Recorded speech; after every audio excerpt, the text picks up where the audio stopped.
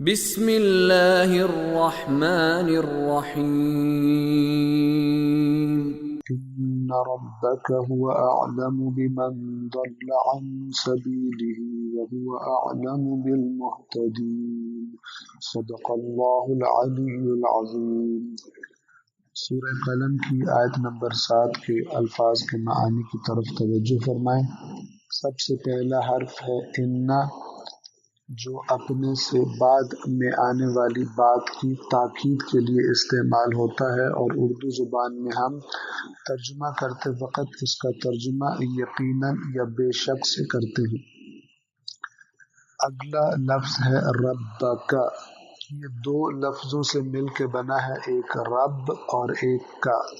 رب کے معنی بیان کیے جا چکے، یعنی کسی بھی چیز، کسی بھی مخلوق کی تمام تر ضروریات کو پورا کرنے والا، ایسی ہستی کو رب کہا جاتا ہے، اور اردو زبان میں عام طور پر ہم پالنے والا، پالنے والے کے معنی کرتے ہیں اس لفظ کے۔ کا یعنی آپ یا آپ کا۔ ان ربک یعنی یقیناً تیرا رب، یقیناً آپ کا رب، آپ کا پالنے والا۔ ہوا اعلم، ہوا یعنی وہی، اعلم بہتر جانتا ہے، دوسروں کی نسبت، دوسری تمام ہستیوں کی نسبت، دوسرے تمام عالموں کی نسبت تیرا رب بہتر جانتا ہے۔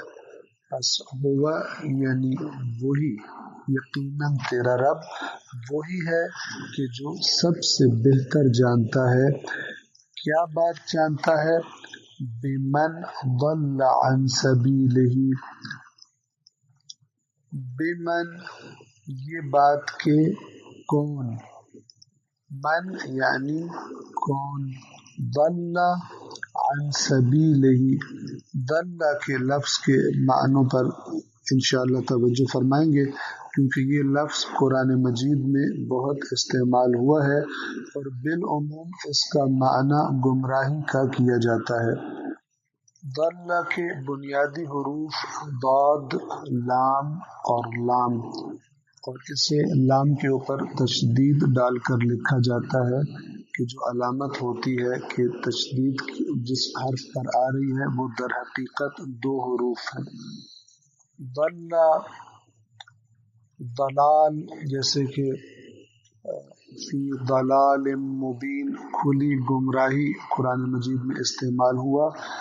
ضلال کا بنیادی معنی ہے سیدھے راستے سے منحرف ہو جانا، سیدھے راستے سے ہٹ جانا، اور اس کا اپوزٹ یا اس کا متضاد لفظ جو قرآن میں استعمال ہوا ہے وہ ہے ہدایت۔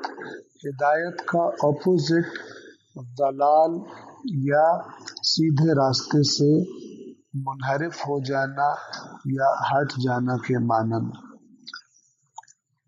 اور ایک اور لفظ بھی استعمال کیا جاتا ہے سیدھے راستے سے عدول کر جانا، عین دال واو لام، یہ عدول کرنا بھی یعنی منحرف ہو جانا، یعنی اتر جانا۔ جیسے کہ اردو زبان میں ہم ایک لفظ استعمال کرتے ہیں کہ اس نے میری حکم عدولی کی، یعنی میرا حکم نہیں مانا۔ عدول کرنا یعنی منحرف ہو جانا۔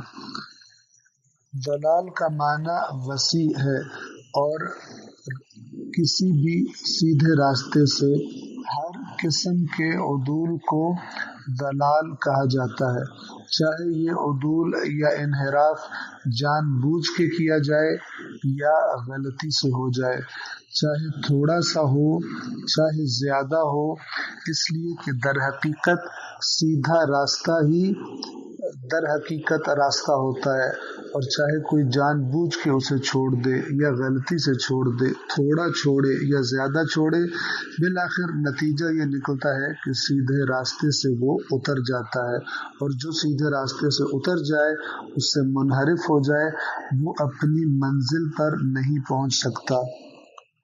لفظ ضلال سے ایک اور لفظ نکلا ہے اضلال، یعنی حمزہ، ضاد، لام، الف اور لام۔ اضلال کہتے ہیں کسی کو منحرف کر دینا یا کسی کو گمراہ کر دینا، کسی کو راستے سے اتار دینا۔ قرآن کریم میں آپ نے دیکھا ہوگا کہ یہ لفظ استعمال ہوا ہے، یہدی من یشاء ویضل من یشاء، جسے چاہتا ہے اللہ ہدایت کرتا ہے اور جسے چاہتا ہے اسے گمراہ کر دیتا ہے۔ اللہ کا کسی کو اضلال کر دینا یا راستے سے منحرف کر دینا، اس سے کیا مراد ہے؟ اللہ جسے چاہتا ہے ہدایت کرتا ہے، اللہ جسے چاہتا ہے گمراہ کرتا ہے۔ اس قسم کی آیات در حقیقت اس انسان کی فطرت اور جبلت کی طرف اشارہ کرتی ہیں جس پر اللہ نے انسان کو خلق کیا، اور وہ کیا ہے؟ وہ یہ کہ انسان جب اپنے اختیار سے کوئی طریقہ اور کوئی راستہ اختیار کرتا ہے، چاہے وہ راستہ اچھا ہو چاہے وہ راستہ برا ہو، تو خداوند عالم نے انسان کو اس ایسی جبلت اور ایسی فطرت پر خلق کیا ہے، ایسی طبیعت پر خلق کیا ہے کہ وہ جو راستہ بھی اپنے لیے چنے، چاہے اچھا ہو چاہے برا ہو، آہستہ آہستہ اسی راستے سے مانوس ہو جاتا ہے اور اسی راستے کے ساتھ اس کی طبیعت انس پیدا کر لیتی ہے، اور اس راستے سے ہٹنا آہستہ آہستہ اس کے لیے مشکل ہو جاتا ہے۔ جتنا زیادہ اس راستے پر چلتا ہے اتنا اس راستے کو چھوڑنا اس کے لیے مشکل ہو جاتا ہے، کیونکہ اس کی طبیعت اس راستے سے مانوس ہو جاتی ہے، چاہے نیکی کا راستہ ہو اور چاہے برائی کا راستہ ہو۔ بس در حقیقت گمراہی کا راستہ اختیار انسان خود کرتا ہے، اپنی چوائس سے دو راستوں میں سے، اچھے اور برے راستے میں سے برا راستہ چنتا ہے، لیکن جیسے جیسے آگے بڑھتا ہے وہ راستہ اس کے لیے آسان ہوتا جاتا ہے، کیونکہ انسان اس سے مانوس ہوتا جاتا ہے۔ چونکہ انسان جس بھی راستے پر چلے اس سے مانوس ہو جائے گا، یہ قانون اور انسان کی اس طرح سے خلقت، یہ قانون اور یہ خلقت چونکہ اللہ کی طرف سے ہے، لہذا جب کوئی انسان اپنے اختیار سے برا راستہ چنے اور گمراہ ہو جائے اور آہستہ آہستہ گمراہی میں آگے بڑھتا جائے، تو اس کی نسبت اللہ کی طرف دی جاتی ہے اور کہا جاتا ہے کہ اسے اللہ نے گمراہ کر دیا۔ انتخاب اس کا اپنا تھا، لیکن اب نتیجہ وہی نکلے گا کہ جو اللہ نے اس راستے کے آخر میں رکھا تھا، برے راستے کا نتیجہ برا نکلے گا۔ مزید وضاحت کی جائے گی انشاءاللہ آئندہ درس میں۔ السلام علیکم ورحمۃ اللہ وبرکاتہ۔